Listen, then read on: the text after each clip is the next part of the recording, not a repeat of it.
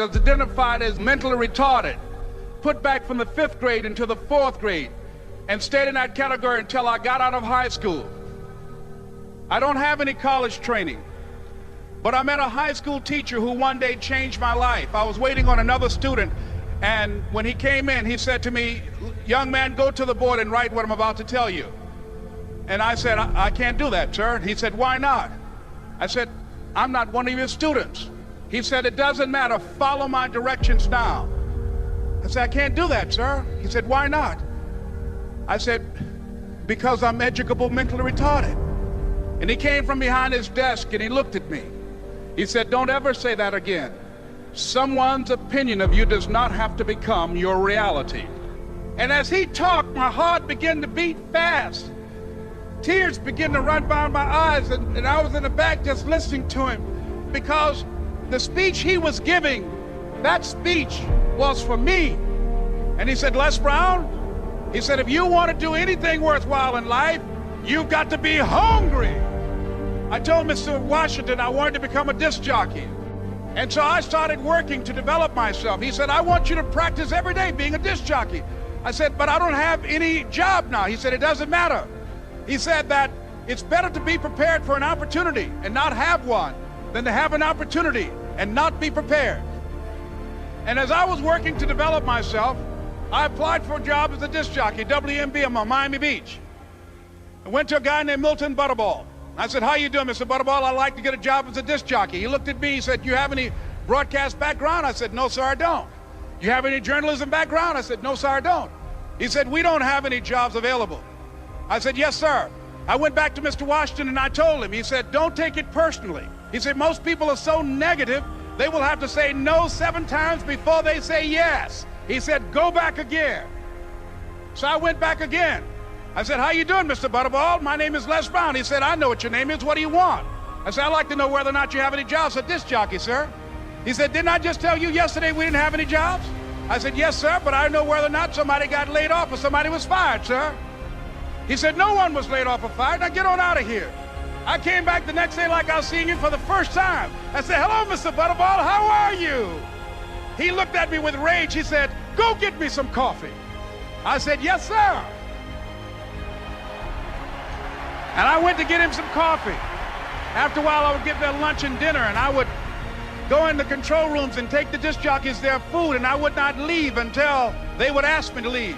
One Saturday afternoon, while I was at the radio station, a guy named Rock was drinking while he was on the air. I was the only one there, looking at him through the control room windows, walking back and forth, young, ready, and hungry. Pretty soon the phone rang, and it was the general manager. And I answered the phone. I said, "Hello?" He said, "Les, this is Mr. Klein." I said, "I know." He said, "Rock can't finish his program." I said, "I know." He said, "Would you call one of the other DJs in?" I said, "Yes, sir." I hung the phone up. I said, "Now he must think I'm crazy." I called my mom and my girlfriend, Cassandra. I said, "Y'all turn up the radio and come out on the front porch. I'm about to come on the air." I waited for about 20 minutes, and I called him back. I said, "Mr. Klein, I can't find nobody." He said, "Young boy, do you know how to work the controls?" I said, "Yes, sir." He said, "Go in there and don't say nothing here." I said, "Yes, sir." I couldn't wait to get behind those controls. I put on an old Stevie Wonder record called Fingertips.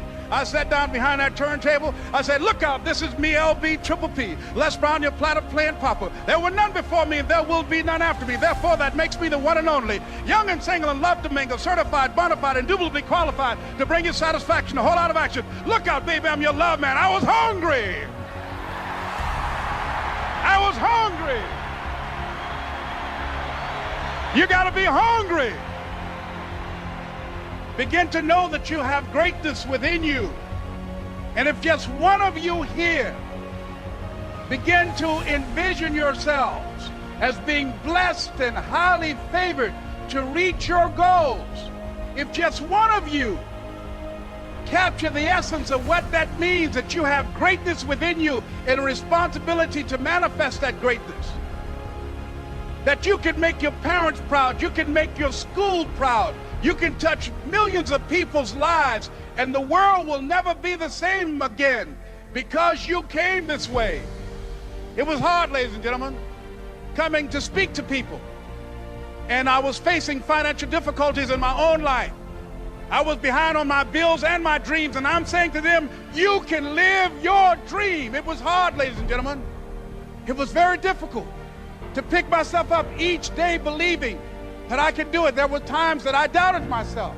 I used to ask myself, can I do this? And something said within me, you're the one. Don't give up on your dream. By continuing to push forward, by continuing to run toward my dream, that one day I would have my own talk show. It's a long shot, ladies and gentlemen, from Liberty City, an abandoned building on a floor, never knowing my mother or father. It's a long shot being here with you today in this dome in Atlanta. It's a long shot. No college training, labeled educable, mentally retarded, but I kept running toward my dream. Don't stop. Don't stop running toward your dream.